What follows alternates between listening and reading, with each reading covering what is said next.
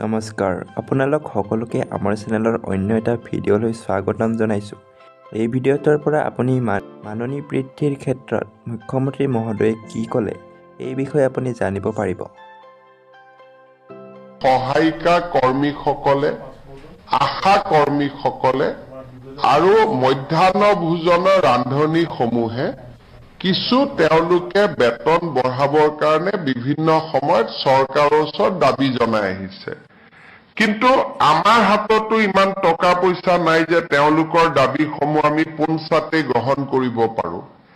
আমাৰ বিত্তমন্ত্ৰী অজন্তা নেওগ, মন্ত্ৰী পীযুষ হাজৰিকা আৰু মন্ত্ৰী অশোক সিংঘাল, এই যিখিনি আমাৰ ডিপাৰ্টমেণ্ট ইয়াত ইনভলভ হৈ আছে, এই তেওঁলোকক লৈ আমি এখন সৰু কমিটি কৰি দিছো, যাতে বাজেটৰ সময়ত বা বাজেটৰ পিছত উপযুক্ত সময়ত মধ্যাহ্ন ভোজনৰ কৰ্মী, আশা কৰ্মী আৰু অংগনবাদী কৰ্মী সহায়িকাসকলক আমি কি সহায় কৰিব পাৰো।